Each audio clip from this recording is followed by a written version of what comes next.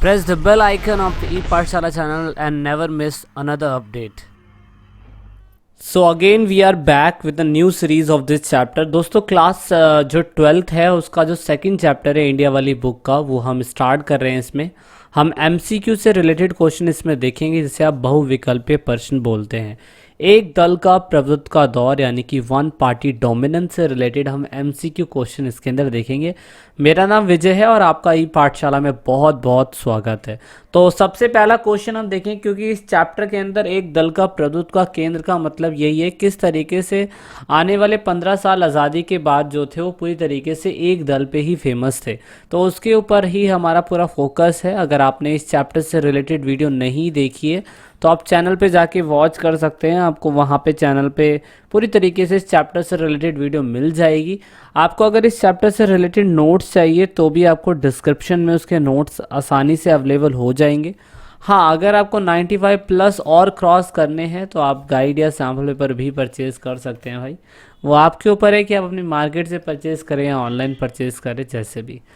तो अब स्टार्ट करते हैं फर्स्ट जनरल इलेक्शन का। पहला क्वेश्चन ये है कि भारत में पहला जनरल इलेक्शन हुआ कब था, क्योंकि आज़ादी हमें 1947 के अंदर मिल गई थी और चाहते तो नेहरू जी और गांधी जी देश के पहले राष्ट्रपति और प्रधानमंत्री बन जाते, लेकिन हमारे भारत के ऊपर एक धब्बा ना लग जाए, दैट इज़ वाई हमने एक जुआ खेला, हमने एक गैम्बल खेला, क्योंकि इतने सारे लोग अनपढ़ थे लेकिन फिर भी हमने सही तरीके से चुनाव करवाने की कोशिश करी।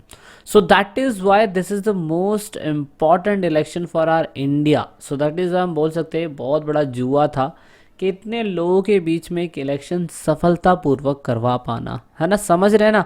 तो इस हिसाब से पहला जनरल इलेक्शन कंप्लीट कब हुआ था, कब से कब तक चला था, तो इसका सही आंसर है 1951 से 52 के बीच में। असल में फैब में ये स्टार्ट हुआ था और अक्टूबर में जाके ख़त्म हुआ था 52 के। इसी वजह से ये 1951 से 52 इसे डिक्लेयर किया जाता है। तो इसका सही आंसर जो है वो सेकेंड है।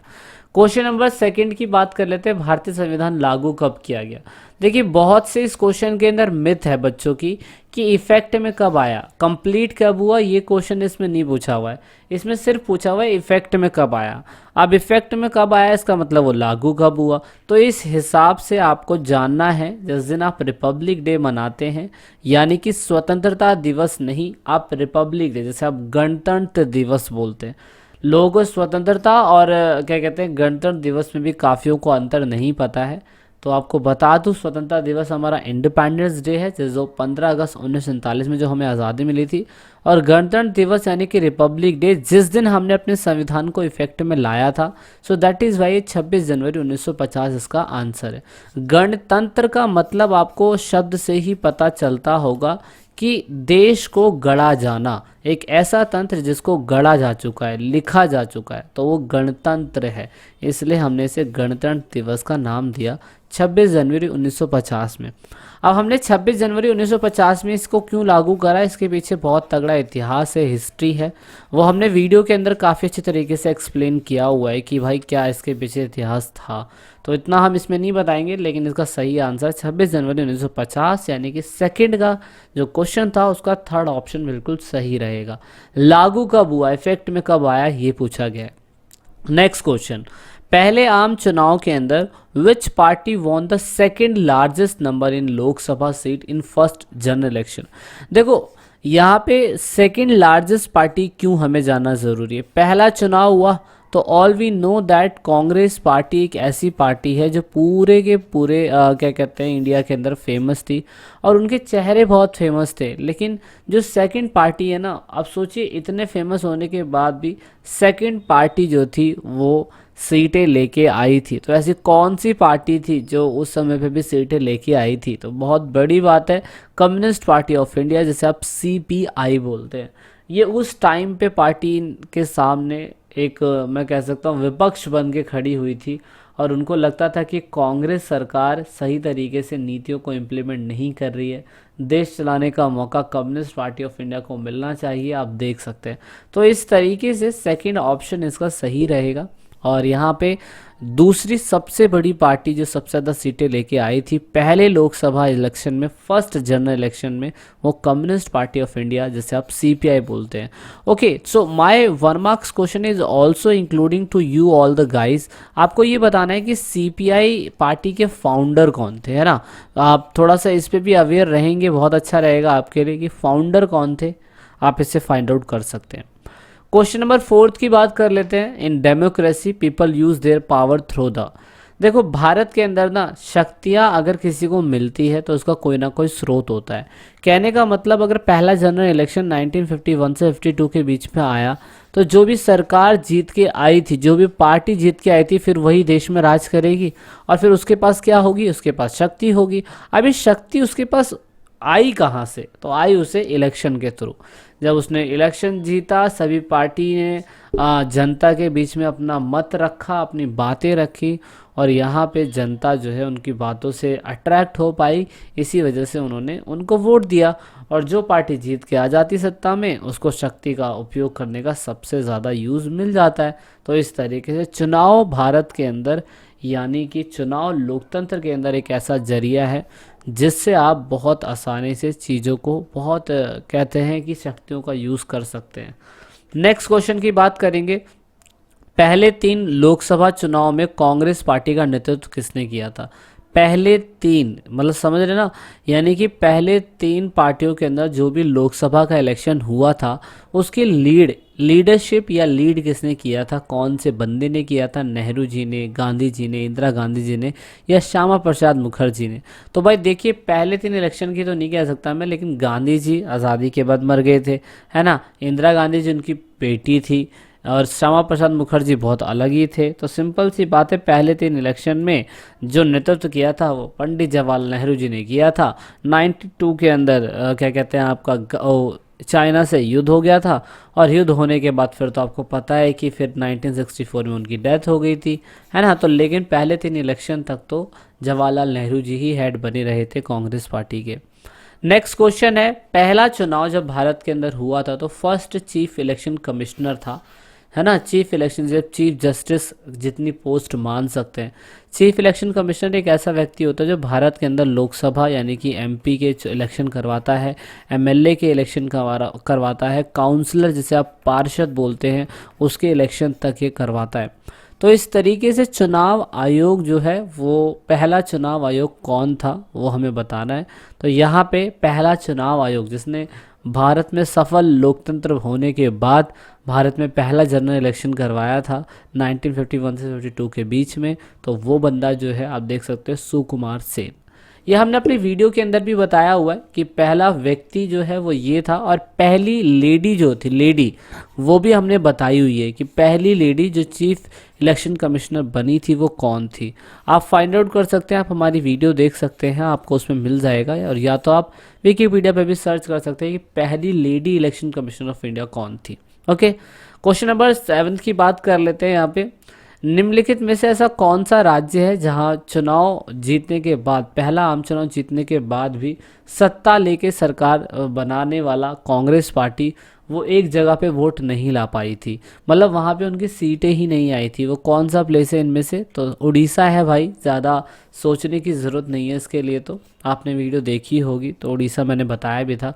क्वेश्चन नंबर 8, भारतीय जनसंघ पार्टी और भारतीय जनता पार्टी दोनों में बहुत अंतर है। भारतीय जनसंघ पार्टी के संस्थापक कौन थे ये पूछा गया है। तो श्यामा प्रसाद मुखर्जी भारतीय जनसंघ पार्टी के संस्थापक हैं, आपको याद रखना पड़ेगा।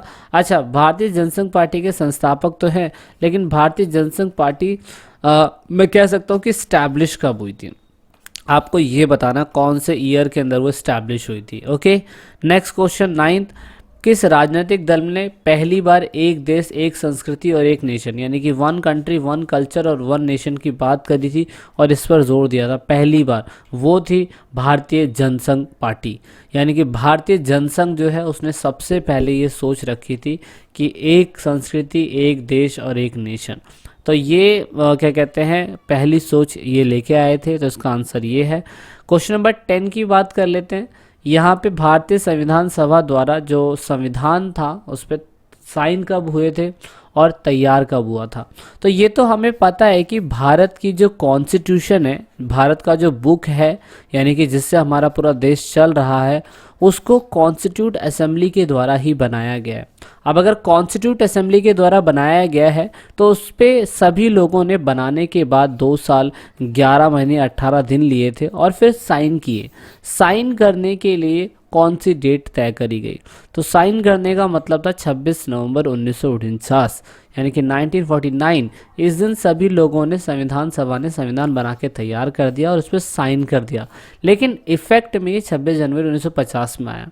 तो दोनों क्वेश्चन अपने आप में अलग हैं, इस पे फोकस ज़रूर करिएगा। बहुत बार बच्चे गलती करते हैं, बहुत बार 50% बच्चे ही गलती कर देते हैं, तो यहाँ फोकस करिएगा। नेक्स्ट क्वेश्चन है कांग्रेस सोशलिस्ट पार्टी।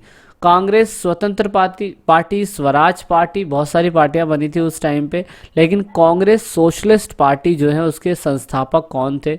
ये पेपर में आया था क्वेश्चन, बहुत बुक के डीप से पूछा हुआ था, ये बच्चों को समझ में नहीं आ रहा था क्वेश्चन आ कहाँ से गया। लेकिन भाई ये वाला क्वेश्चन भी है पेपर में कि कांग्रेस सोशलिस्ट पार्टी के संस्थापक कौन थे? तो आचार्य नरेंद्र देव ये व्यक्ति थे जिन्होंने कांग्रेस सोशलिस्ट पार्टी बनाई थी। तो कांग्रेस सोशलिस्ट पार्टी कौन से ईयर में फाउंड हुई थी? इनके फाउंडर तो हमें पता चल गया, लेकिन कौन से ईयर में फाउंड हुई थी या कौन से ईयर में इस्टेब्लिश हुई थी, आप वो भी फाइंड आउट कर सकते हैं। क्वेश्चन नंबर 12 की बात कर लेते हैं। पहले आम चुनाव में कांग्रेस को कितनी सीटें मिली थी? तो 364 सीटें मिली थी। आप ये मैप में भी देख सकते हैं, ये फिल करने के लिए भी आता है कौन से राज्यों में मिली थी। नेक्स्ट क्वेश्चन है 13, भारतीय आम चुनाव में कम्युनिस्ट पार्टी को कितनी सीटें जीती थी उन लोगों ने पहले इलेक्शन में? क्योंकि कम्युनिस्ट पार्टी जो थी वही सीपीआई पार्टी ऑफ इंडिया जो थी वही तो जीती थी, लेकिन उनको सीटें कितनी मिली थी? 16 सीटें। मतलब 16 सीटें भी ला पाना वो बहुत बड़ी बात थी उस समय पे। तो नेक्स्ट क्वेश्चन है स्वतंत्र पार्टी। स्वतंत्र पार्टी और क्या कहते हैं स्वराज पार्टी, दोनों में अंतर है। स्वतंत्र पार्टी के संस्थापक कौन थे? स्वतंत्र पार्टी तो आप देख सकते हैं सी राजगोपालाचारी। ये पहले हमारे भारत के गवर्नर बने थे जब अंग्रेज लोग चले गए थे, उसके बाद सी राजगोपालाचारी ये पहले हमारे भारत के गवर्नर बने थे और इन्होंने स्वतंत्र पार्टी की स्थापना करी थी। तो इस तरीके से फाउंडर ये माने जाते हैं। क्वेश्चन नंबर 15, पहले 3 आम चुनाव में कांग्रेस अगर जीती थी तो उसके जीत के कारण क्या थे? क्या उसके कारण ये थे कि इसके सारे कैंडिडेट पूरी कंट्री में फैले थे, या क्या इसके कारण ये थे कि इसके मोस्टली कैंडिडेट फ्रीडम फाइटर थे, या दोनों सही आंसर है? तो बिल्कुल दोनों सही आंसर है कि मोस्टली कैंडिडेट उनके फ्रीडम फाइटर भी थे और इनके जो एमएलए और एमपीज थे वो भारत में हर जगह अवेलेबल थे। इसीलिए तो 364 सीटें ये पहले जनरल इलेक्शन के अंदर लेके आ गए। तो इसलिए इसका सही आंसर जो है वो 3rd है। क्वेश्चन नंबर 16, कांग्रेस पार्टी के संस्थापक कौन थे? अब आपको लगता है कि नेहरू जी इतने टाइम से जीतते आ रहे हैं तो कांग्रेस पार्टी के संस्थापक शायद से वही थे। नहीं, ऐसा नहीं है।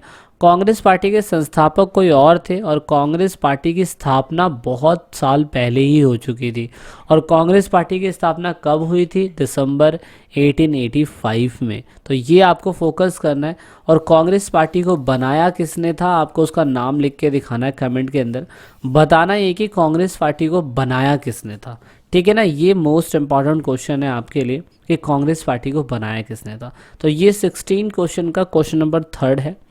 क्वेश्चन नंबर 17 की बात कर लेते हैं कि निम्नलिखित में से कौन कांग्रेस पार्टी का संस्थापक नहीं था? देखो अब कौन नहीं था, मतलब इनमें से मोस्टली हैं पर इनमें से कौन नहीं थे? तो सिंपल सी बात है, जब नेहरू जी ही पैदा नहीं हुए थे तो मोतीलाल नेहरू जी कहाँ से बना देंगे? कहने का मतलब ये कि मोतीलाल नेहरू जी ने भी अपनी खुद की पार्टी बनाई थी, वो कांग्रेस पार्टी के संस्थापक नहीं थे। मोतीलाल नेहरू जी ने अपनी खुद की पार्टी स्वराज पार्टी बनाई थी और स्वराज पार्टी जो थी दोस्तों, स्वराज इन्होंने अपनी खुद की पार्टी बनाई थी और इसीलिए कांग्रेस पार्टी के संस्थापक ये नहीं है। इनमें से आप बोल सकते हैं कि कोई ना कोई है, लेकिन 4th आंसर बिल्कुल गलत होगा। तो ये क्वेश्चन पूछा हुआ है 1957 के चुनाव में केरल के अंदर जीत हुई थी और उसको कितनी सीटें मिली थी 1957 के इलेक्शन में?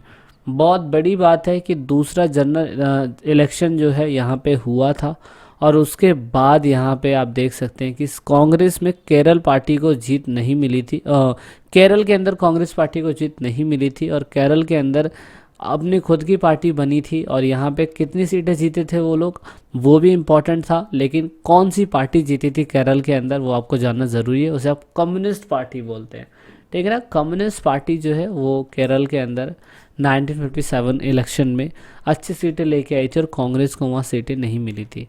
क्वेश्चन नंबर 19, पहला आम चुनाव था, उसमें कितनी सीटों के लिए चुनाव हुए थे, यानी कि how many seats were contest in the first general election.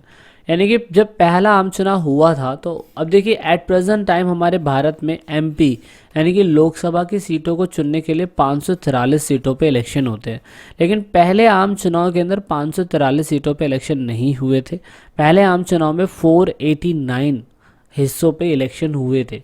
तो उसके बाद इसमें घटा बढ़ी होती रही थी, लेकिन पहले जनरल इलेक्शन के अंदर 489 यहाँ पे इतनी सीटों की हमें उस टाइम पीरियड पे एमपी के चुनाव के लिए लोकसभा का वोटिंग चल रहा था।